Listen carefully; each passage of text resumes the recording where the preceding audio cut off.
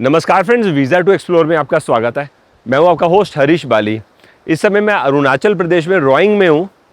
आज सुबह दिन की शुरुआत देवपानी से हो रही है। कल रात के समय जब हम अनिनी से आ रहे थे ना, हम इसी ब्रिज के ऊपर से गए थे, लेकिन तब अंधेरा था तो ऑब्वियसली हम नीचे का व्यू देख नहीं सके। लेकिन मेरे को मालूम था कि अगर सुबह मैं आऊँगा ना या ड्यूरिंग द डे अच्छा लगेगा। ये बड़ा अच्छा लगता है जब पानी चट्टानों से टकराते आगे बढ़ता है ना, तो वो चीज़ नज़रों को बहुत बढ़िया लगती है। मुझे यहाँ पर ना नेचर तो बड़ा अच्छा लग रहा है, लेकिन फ्लिप साइड ये है कि बहुत सारा कचरा है इस जगह। ऐसा लग रहा है कि लोग शाम के समय यहाँ के बियर या विस्की भी पीते हैं, क्योंकि कुछ मैंने बॉटल्स देखी हैं, साथ में बहुत सारे प्लास्टिक वेस्ट भी इस जगह है। तो मुझे ऐसा लगता है कि इसको एनफोर्स और एजुकेट करने की ज़रूरत है। चलिए अब एक काम करते हैं, हम यहाँ से ना पासीघाट को निकलते हैं। बीच में रुकते रुकते जाएंगे। पासीघाट यहाँ से 100 किलोमीटर के डिस्टेंस पर है। टोटल हमारे को कितना 2 घंटे का टाइम लगेगा, जिसका मतलब है रोड अच्छी है।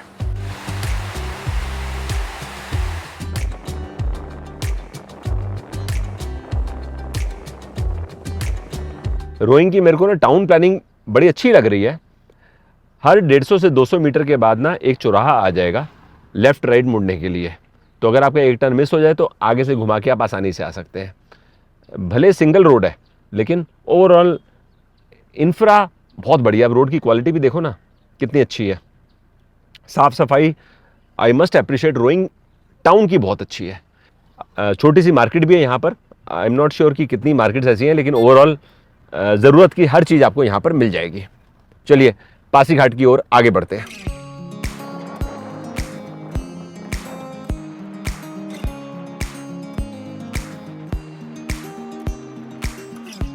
रोइंग से लगभग 15 किलोमीटर का सफ़र करने के बाद ना मैंने एक ब्रिज देखा।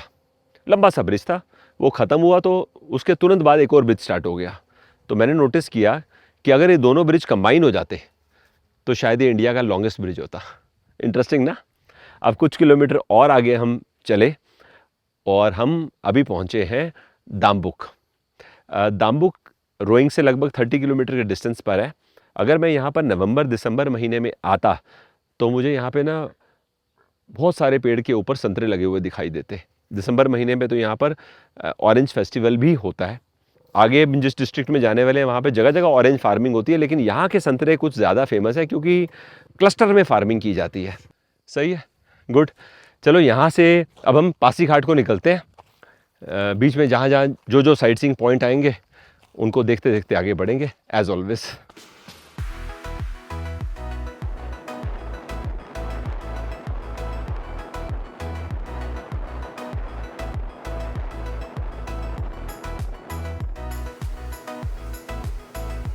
सिलुक विलेज आने के बाद ना मैं विलेज को काफ़ी नज़दीक से देखने की कोशिश कर रहा था, समझने के लिए कि यहाँ साफ़ सफाई कैसी है। और वाकई में बताऊँ तो मेरे को अच्छा लगा। ऐसे इन्होंने ना जगह जगह इस प्रकार से टोकरी लगाई हुई है कि आपको कोई भी वेस्ट है तो आप यहाँ पर डाल दो। तो कुछ गांव वालों से मैंने बात करके समझने की कोशिश करी तो उन्होंने बताया कि पहले हमारा गांव ऐसा नहीं होता था। आज से 6-7 साल पहले तक ना यहाँ बहुत गंदगी होती थी। जगह जगह काऊ डंग इतना पड़ा होता था कि आप हैरान हो जाओ टाइप्स कि। फिर अचानक ना कुछ लोगों के मन में ये बात आई कि क्यों ना हम अपने गाँव को साफ़ रखें।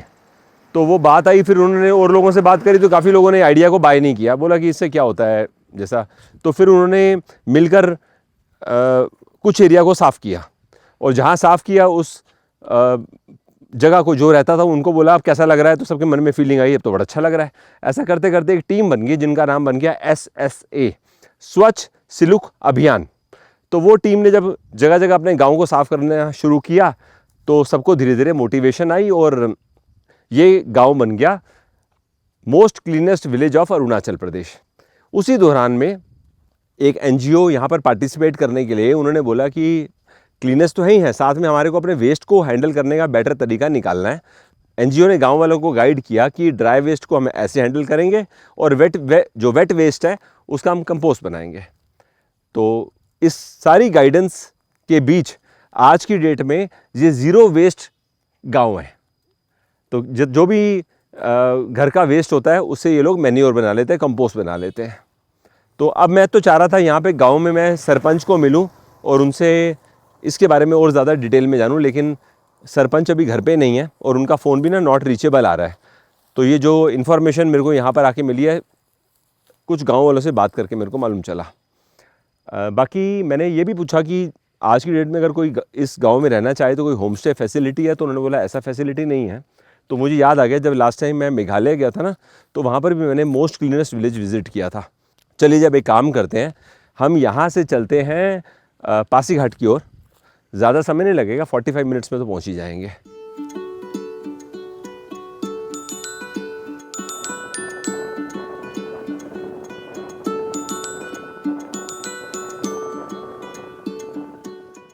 दोपहर के 1 बजे का टाइम है। अब बस हम पासीघाट के पास आ गए हैं। एक ना ब्रिज के ऊपर खड़े होकर मैं आपको सियांग नदी का व्यू दिखा रहा हूँ। मुझको ऐसा लग रहा है दोपहर का समय ना होके अगर अर्ली मॉर्निंग का टाइम हो या इवनिंग 4:35 का टाइम हो, तो ये व्यू का जो आनंद है वो मल्टीप्लाइड बाय 3 मल्टीप्लाइड बाय 4 हो जाएगा। ऐसे इसलिए बोल रहा हूँ क्योंकि सन हार्श है ना, मैंने भी हैट लगा ली है, तो नज़रों को बड़ा अच्छा लग रहा है। ये तेज़ रफ्तार से सियांग रिवर आगे बढ़ रही है। वैसे ये नदी ना, ये सांगपो के नाम से जानी जाती है तिब्बत में। अरुणाचल प्रदेश आके इसका नाम सियांग हो जाता है। आगे चलकर जैसे असम एंटर करेगी तो इसका नाम हो जाएगा ब्रह्मपुत्रा। इंटरेस्टिंग है ना। हिल्स कितनी प्यारी लग रही है ना, ऊपर की तरफ बादल हिल्स पे बैठे हुए हैं। भले हमें धूप तेज लग रही है, लेकिन फिर भी व्यू देख के ऐसा लग रहा है कि मौसम वहाँ पे ठंडा होगा। ब्यूटीफुल। अभी ना भूख लग रही है, पहले चल के लंच करते हैं, उसके बाद पासीघाट घूमेंगे। आज का नाइट स्टे हमारा पासीघाट में ही है।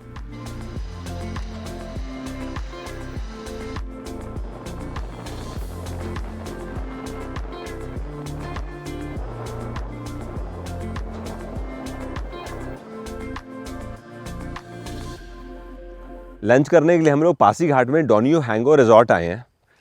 हमने ना यहाँ पर रहने की एकोमोडेशन अभी तक फिक्स नहीं करी है। अंदर चल के लंच भी करेंगे, साथ में स्टे फैसिलिटी भी देख लेंगे। अगर ठीक लगेगा तो यहाँ रुक जाएंगे, नहीं तो कहीं और रुकेंगे। मेरे पास ऑप्शन है 4-5, लेकिन जिसको फ़ोन मिला रहे हैं या तो वो फ़ोन नहीं उठा रहा है, और जो उठा रहा है फ़ोन उसका एकोमोडेशन आज फुल है। तो थोड़ा सा चैलेंज है स्टे एकोमोडेशन को लेके। रिजॉर्ट में आने के बाद ना मैंने इनसे कहा कि हम लोग लोकल फूड खाना चाहते हैं, और मैं चाह रहा था कि एक ही लंच में ना 4 to 5 डिफरेंट आइटम्स हों, जिससे कि हमारा एक अच्छा लोकल फूड एक्सप्लोर हो जाए यहाँ पर। तो इन्होंने बोला कि अप्रॉक्सीमेटली 1.5 आवर लगेगा, वेट कर लो। तो हम लोग वेट कर रहे थे। फिर मेरे को खुद भी तो रहना था, तो मैंने चेक किया, ये लोग बोल रहे हैं कि हमारे पास आज नॉन AC रूम अवेलेबल है, AC रूम अवेलेबल नहीं है। तो मैंने नॉन AC देख लिया है। वो बेसिकली टेंट एकोमोडेशन है, डबल ऑक्यूपेंसी में 2,900 रुपीज़ चार्ज रहता है। तो अभी मैं इधर ही खड़ा था, तो मेरी मुलाकात ना नीनो से हो गई है, जो रिजॉर्ट के ओनर है, मेरे साथ ही खड़े हैं। तो 5 मिनट से हमारा बात हो रहा था, तो आपने जिक्र किया कि आप आदि ट्राइब को बिलोंग करते हैं। जी हाँ, मैं आदि ट्राइब से हूँ। तो आपके ट्राइब का पॉपुलेशन अप्रॉक्सीमेटली क्या होगा? आदि ट्राइब का पॉपुलेशन अप्रॉक्सीमेटली 3 लाख के करीब है। अच्छा, मैंने ये चीज़ नोटिस करी है पिछले 3-4 दिन के अंदर। मुझे ऐसा परसेप्शन था कि अरुणाचल प्रदेश में हमको वेज फूड एक बहुत बड़ा चैलेंज हो जाएगा, लेकिन रियलिटी उतना बड़ा चैलेंज नहीं है। नहीं जी, एक्चुअली हमारे जो ट्राइब है वी आर मीट ईटर्स, मतलब ज़रूर मीट खाते हैं, लेकिन अगर आप हमारा ट्रेडिशन या हिस्ट्री देखेंगे तो मीट हर समय अवेलेबल नहीं होता था। तो हमने सीख लिया कि वेज कैसा खाना है और जंगल से क्या चीज़ लेना है, क्या चीज़ खाना है। ऐसा करके हमारा जो रेगुलर डाइट है उसमें वेजिटेबल्स बहुत ज़्यादा होते हैं कंपेयर टू मीट। मीट एक स्मॉल पोर्शन होते हैं, ज़्यादातर सब्जी होते हैं। नहीं, हमने पिछले 3-4 दिन में देखा है कि जहाँ हमने उनको एडवांस में बता दिया कि हम वेज फूड खाना चाहते हैं, तो 5-6 चीज़ उन लोग रेडी कर दिया। हाँ जी, इसका मतलब variety is there. Variety is there.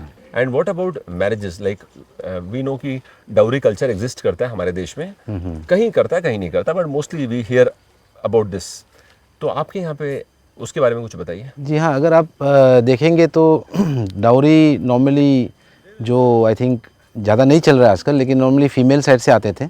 हमारा साइड से मेल की तरफ देना पड़ता है। तो मेल फैमिली को फीमेल फैमिली को देना पड़ता है? जी। तो बेसिकली हमारे देते हैं कि जैसे एक मिथुन जो जानवर था, तो वो जानवर को हम देना पड़ता है। तो कभी कभी पहले ज़माने में मिथुन कभी कभी ज़्यादा मांग लेते थे, 50, 10, 20, 100, तो उसके मुताबिक चलता था। और लेडीज़ जितने भी आप मिथुन देंगे उसको आप लेडीज़ लोग रेसिप्रोकेट करते थे विद आर्टिफैक्ट्स एंड एंटिक्स। तो आजकल के ट्रेंड में वो कम हो गया, लेकिन सिस्टम वो था। रूट वहाँ पर है। जी जी, रूट वही है। Quite interesting. तो एक काम करेंगे, मैंने ऑलरेडी लंच के लिए तो क्या रखा है, Okay, okay. अभी तक रेडी होगा। जी, जी। So can you join me for lunch? Sure sure sure, no problem. ठीक है।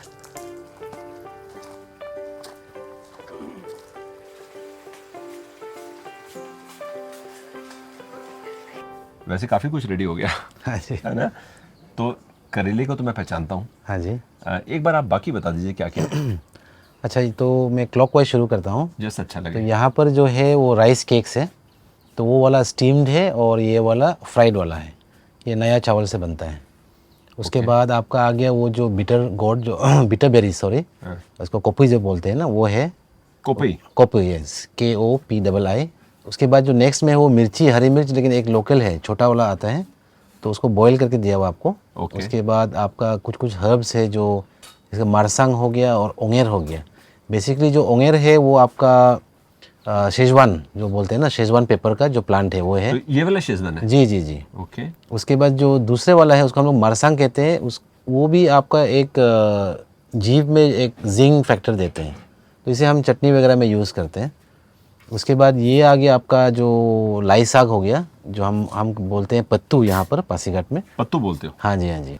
वो आपका हो गया लोकल राइस, जो कम लीफ में रैप किया गया है। ठीक तो कम लीफ जो है एक्चुअली, जो ये जो लीफ है वो इलायची फैमिली का है। उसके बाद ये है आपका गाम सब्जी, ये हल्का से फ्राई किया गया है। और ये हो गया आपका कद्दू की पत्ते, पंपकिन का लीफ। पंपकिन का लीफ जो बॉईल किया गया है। ये आपका स्टीम्ड बनाना फ्लावर हो गया, साथ में मिर्च। साथ में मिर्ची और जिंजर होगा थोड़ा। ठीक है। What is this? और ये हो गया आपका हमारा जो लोकल खिचड़ी, जो पाउंडेड राइस को हम बॉईल करके साथ में वेजिटेबल के साथ बॉईल करते हैं। अच्छा, इंटरेस्टिंग। तो आपके यहाँ रेड राइस चलता है काफ़ी? हाँ जी, रेड राइस ये माउंटेन राइस है जो सूखा खेती में चलते हैं। ये वेट राइस कल्टीवेशन में ग्रो नहीं होता। अच्छा।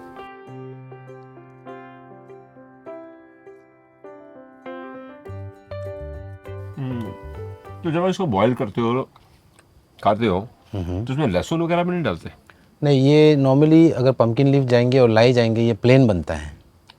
अच्छा। इनफैक्ट मुझे तो लग रहा है नमक भी इसमें नहीं है शायद। आई थिंक ये स्टीम्ड होगा तो नमक भी नहीं होगा, इसीलिए हम चटनी वटनी वगैरह ले लेते हैं। साथ में वो बीटर बेरी ले लेते हैं और सॉल्ट एंड चिली साथ में एक्स्ट्रा ले लेते हैं। हाँ जी, ये साथ साथ ज़्यादा है। हाँ जी। तो ये बिटर बेरी जो आप बता रहे हो, ये बॉईल किया हुआ है? हाँ जी, ये बॉईल किया हुआ है। अच्छा। ये हमने एक्चुअली 2 दिन पहले खाया था। अच्छा। कड़वा होता है ना ये? हाँ, थोड़ा कड़वा होता है, ज़्यादा नहीं।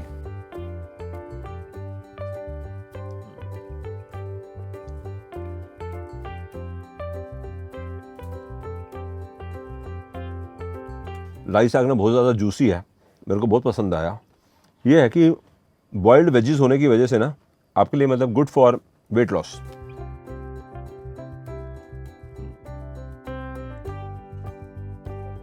ये आपने बताया ओई। ओइक।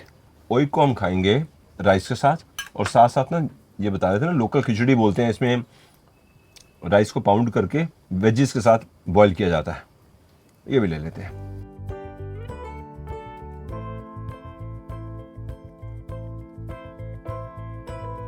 अलग चीज़ है। मेरे को लग रहा था जैसे हम कुछ बॉइल्ड खाते हैं वैसा स्वाद आएगा, लेकिन ये तो बड़ा पेक्यूलियर टेस्ट है इसका। ये ओइक जो है, ये कौन सा लीफ है ये बात बताइए? ये वाला, ये आपको जो राइस कल्टीवेशन होते हैं ना, उसके बाद ये ग्रो होते हैं उस पर, लाइक ए क्रीपर। अच्छा जी। हाँ जी। अच्छा लगा मेरे को।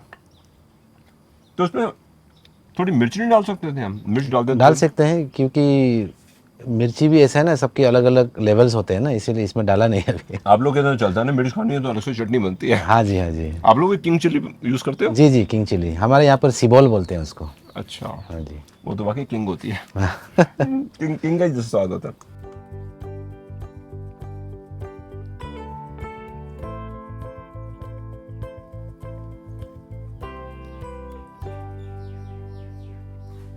इसके अंदर कुछ धनिया वगैरह भी यूज़ किया आपने? हाँ जी, हमारे लोकल एक धनिया मिलते हैं जो थोड़ा सा कांटे वाले होते हैं, उसको यूज़ इधर किया। है क्या? यहाँ पर तो नहीं है अभी। अच्छा। हाँ, अरे मतलब ये नॉर्मल धनिया नहीं है? नॉर्मल अलग धनिया चीज़ है। नहीं, अलग ही चीज़ है। अच्छा जी।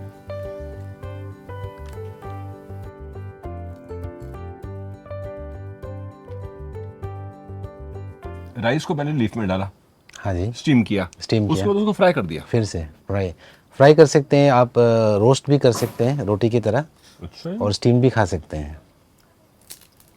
तो ये फ्लेवर्स में इस लीफ का भी रोल रहता होगा? हाँ जी, लीफ का रोल मेन है। उसके बाद ये लास्टिंग बहुत होता है, you can keep it for a week, ख़राब नहीं होते हैं।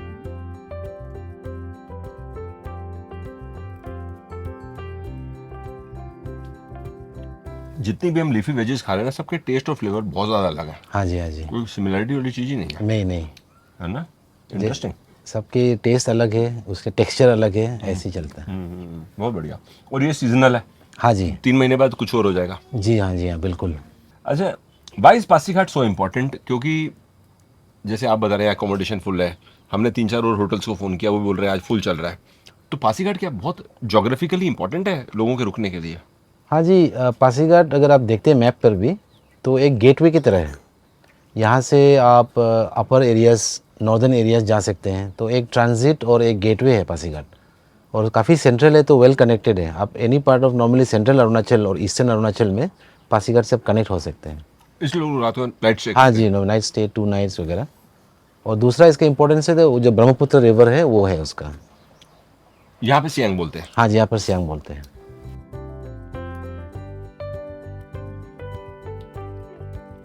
मेरे को पर्सनली यहाँ का मील काफ़ी ज़्यादा अच्छा लगा, specially variety of food items. तो अब एक काम करते हैं, मैं तो धीमे धीमे फूड खाता हूँ, मेरे को बहुत समय लग जाता है। हाँ जी, मेरे को लग रहा है 15-20 मिनट या हाफ एन आवर लग सकता है। तो मैं फ़िलहाल आपको बाय बाय कर देता हूँ। अब आधे घंटे बाद जब यहाँ से चलेंगे तो अंधेरे की लेवल क्या होगी मालूम नहीं है, क्योंकि यहाँ तो अंधेरा जल्दी होता है। वैसे टाइम क्या हुआ है? अभी आपका 3:40। 3:40, तो 4:30 में निकलेंगे तो हम वाटरफॉल जा सकते हैं। जा सकते हैं, जा सकते हैं। अंधेरा नहीं होगा। हाँ, बाय 5:30 अंधेरा हो जाएगा। तो ठीक है, वाटरफॉल तक चले जाएंगे। यहाँ से कितना, 4 किलोमीटर है? 5 ठीक है, फेयर इनफ। वैसे भी रोड पे कोई ज़्यादा ट्रैफिक तो है नहीं। है नहीं। तो आपको मैं कुछ देर में ज्वाइन करता हूँ, और हमारी पूरी कोशिश रहेगी कि वाटरफॉल हम मिस ना करें, क्योंकि आज अगर मिस हो गया तो फिर कल कहाँ से जाएंगे? कल तो हमको ज़ीरो जाना है। फेमस है ना वाटरफॉल यहाँ पे? हाँ जी, वो काफ़ी पॉपुलर है।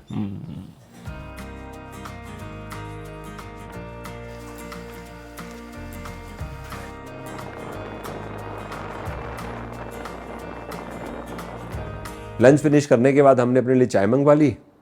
कुछ देर बैठे रहे, करते करते पता नहीं चला समय कब 5:15 बजे का हो गया। तब वाटरफॉल कहाँ जाना था, लेट हो गया था। तो अब वाटरफॉल मैं कल मॉर्निंग में कोशिश करूँगा विज़िट करूँ। इस समय मैं ना अपने होटल में आया हूँ, उसका नाम है मिगुन रिजॉर्ट। तो जहाँ पर हमने लंच किया वहाँ से लगभग 6 किलोमीटर हम आउटस्कर्ट्स में आए हैं, और यहाँ पर ये जगह है। और सामने ना सियांग नदी दिखाई देती है। अगर मैं पर्दा हटा दूंगा तो अंधेरे में तो दिखाई नहीं देगी, लेकिन सुबह मैं आपको व्यू दिखा दूंगा सियांग रिवर कैसी दिख रही है, थोड़ा हाइट से। ज़्यादा हाइट तो नहीं है, हम फर्स्ट फ्लोर पे ही हैं। एनीवेज, आज का ये वीडियो हम यहाँ पे पॉज कर रहे हैं। अब आपसे हमारी मुलाकात कल सुबह होगी। और जहाँ मैं खड़ा हूँ ये हमारा डबल ऑक्यूपेंसी रूम है, इसका टैरिफ 5,000 रुपीज़ है। तो आज मैंने काफ़ी ट्राई किया कि मेरे को कोई बजट में होटल मिल जाए 2,500-3,000 रुपीज़, लेकिन चांस की बात, या तो वो फ़ोन नहीं उठा रहे थे या फिर फुल था। चलो एनीवेज, अब यहाँ रुकते हैं और कल सुबह आपको ज्वाइन करेंगे। कोशिश रहेगी वाटरफॉल भी विजिट करूँ, एक आध साइट सीइंग विजिट करें, फिर हम ज़ीरो के लिए निकलें। बाकी देखते हैं सुबह कितने बजे दिन शुरू कर पाते हैं। आज के लिए गुड नाइट।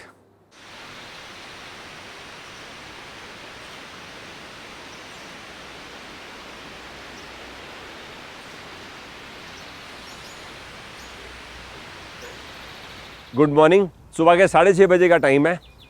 पासीघाट अपने होटल के बाहर अभी हम खड़े हैं, और तेज़ हवा मैं एंजॉय कर रहा हूँ। अच्छा लग रहा है। सामने आओ, चल कर आपको ना सियांग रिवर नज़दीक से दिखाता हूँ।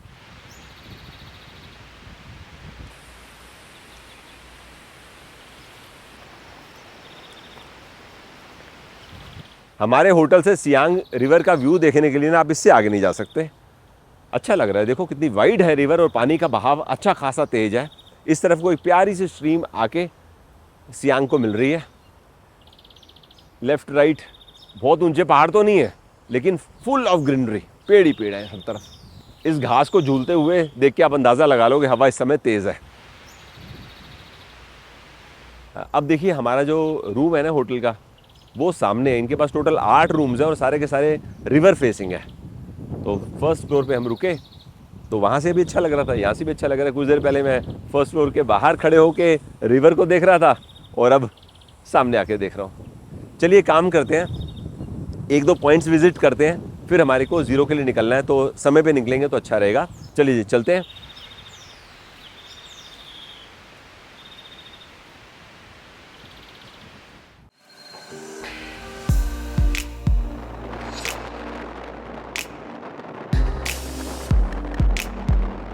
अपने होटल से लगभग 10 किलोमीटर का सफ़र करके अभी मैं आपको पोंगिंग व्यू पॉइंट पे खड़े होकर 2 नदियों का कॉन्फ्लुएंस दिखा रहा हूँ। सामने बड़ी सी नदी आ रही है, सियांग है। सियांग में यामने रिवर मिल रही है और कॉन्फ्लुएंस देखो नज़रों से उतना क्लियर नहीं दिख रहा, लेकिन 2 नदियाँ बड़ी क्लियर दिख रही हैं यहाँ से। कॉन्फ्लुएंस होने के बाद यहाँ से सियांग ने यू टर्न ले लिया। पासीघाट जैसे ही पार होगा ना तो सियांग नदी मल्टीपल ब्रांचेस में बट जाएगी और जैसे ही असम एंटर करेगी कुछ किलोमीटर के बाद इसका नाम बन जाएगा ब्रह्मपुत्रा। फिर आगे चलकर कामेंग, लोहित, ऐसी और 3-4 नदियाँ ब्रह्मपुत्रा को मिलती जाती हैं। ये सब हम जानते हैं। ब्रह्मपुत्रा तो असम की लाइफलाइन है और सियांग रिवर अरुणाचल प्रदेश की सबसे बड़ी नदी है। एक्चुअली ब्रह्मपुत्रा है लेकिन यहाँ पर सियांग के नाम से जानी जाती है। लवली। चलिए जब एक काम कर रहे हैं, यहाँ से हम ना वाटरफॉल की तरफ चलते हैं। वाटरफॉल का ना डिस्टेंस मैं श्योर नहीं हूँ कितना लंबा है यहाँ से, लेकिन गूगल मैप्स 21 किलोमीटर दिखा रहा है। पूछते पूछते चलेंगे और वहाँ पहुँच के मैं आपको एक्चुअल रीडिंग भी बता दूंगा कितनी है। आइए जी।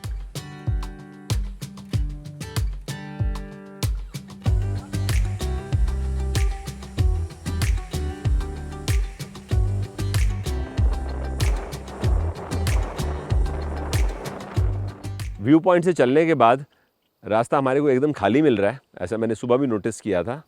और काफ़ी सारी ग्रीनरी एंजॉय करते करते हम अभी रानी घाट की तरफ बढ़ रहे हैं। लो जी, रानी घाट के ऊपर हम पहुंच गए हैं। कल जब दोपहर के समय आए थे तब भी मैंने आपको ये व्यू दिखाया था, इस समय भी अच्छा लग रहा है। ये है कि अगर अर्ली मॉर्निंग यहाँ पर आ जाएंगे तो बहुत अच्छा लगेगा, या इवनिंग सनसेट के समय। असली मज़ा उस समय का है। रानी घाट से हमें थोड़ा ऊपर की तरफ जाना है और 6 किलोमीटर का सफ़र करके हम लोग वाटरफॉल तक पहुँच जाएंगे।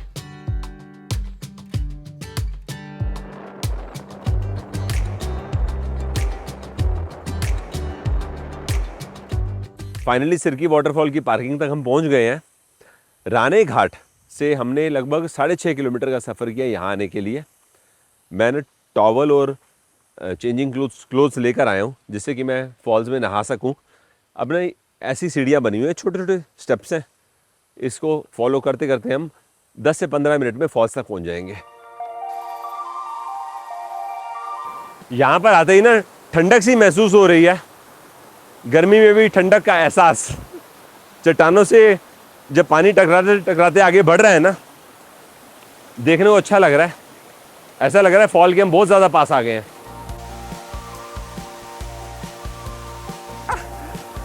ठंडा पानी है।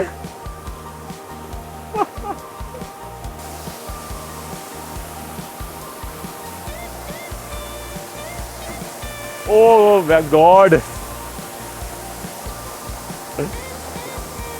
गदर, पानी देखो कितना ज्यादा साफ है, बहुत खूब। नीचे थोड़े छोटे छोटे पत्थर हैं, बहुत संभल के चलना पड़ रहा है, मजा खूब आ रहा है। वाह, अब मेरे को ना माइक्रोफोन निकालना पड़ेगा।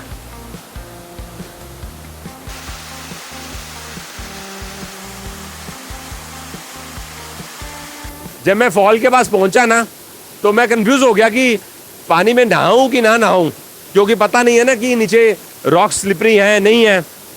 फिर मैंने सोचा एक काम करता हूँ, धीरे धीरे कदम आगे बढ़ाता हूँ, देखेंगे। पता भी नहीं चला मैं फॉल के एकदम पास आ गया। जब मैं फॉल के नीचे बैठा ना तो पानी जैसे थपेड़े पड़ती है पानी की, तेज रफ्तार में पानी मेरी पीठ पे गिर रहा था। मज़ा खूब आ रहा था। ओ गॉड, 5 मिनट में एंजॉय किया, फिर थोड़ा साइड में आया, फिर पानी में चले गए, फिर एंजॉय किया, फिर साइड में आए। बस ये सिलसिला पिछले आधे घंटे से चल रहा है। बड़ा मज़ा आ रहा है। मतलब मैं आपको क्या बताऊं, आज के दिन की शुरुआत हमारी बड़ी शानदार हो गई है। तो कुल मिला के ये कह सकते हो कि सिरकी वाटरफॉल्स विजिट करके हमारे दिन की शुरुआत बड़ी मस्त हुई है, बहुत खूब। बीच में मैंने क्या किया, आईफोन को ना पानी में 3-4 बार डाल दिया देखने के लिए कि नीचे से देखे दिखता कैसा है। एक आइडिया हो गया ना कि रॉक्स भी हैं और साथ में बजरी भी है, बहुत खूब। चलिए जी, वाटरफॉल आए हुए हमें ऑलमोस्ट 45 मिनट्स हो गए हैं। अब यहाँ से चलते हैं, 9:15 का टाइम है, होटल पहुँचते हैं। और उसके बाद नाश्ता करेंगे, फिर हम लोग ज़ीरो को निकलेंगे।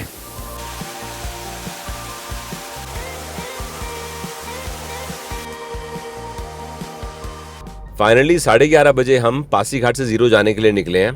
पासीघाट ईस्ट सियांग डिस्ट्रिक्ट में आता है और ज़ीरो आता है सुबनसिरी डिस्ट्रिक्ट में।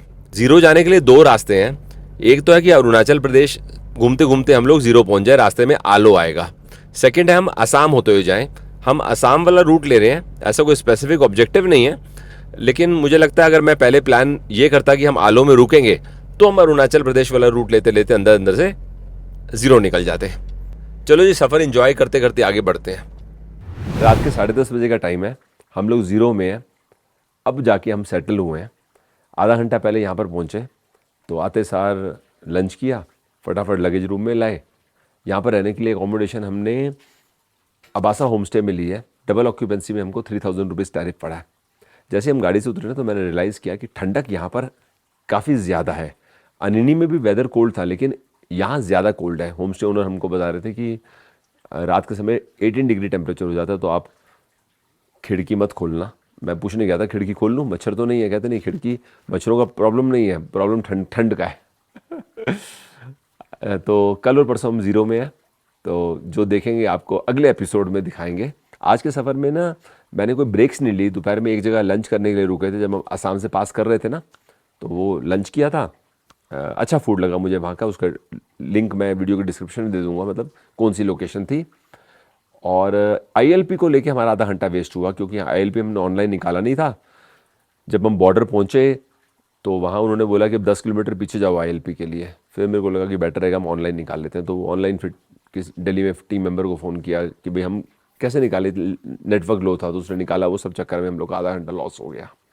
काफ़ी लंबा समय लग गया हम लोग को यहाँ आते आते। सोचो 11 बजे चल रहे हैं और रात के 10 बजे पहुँचे हैं।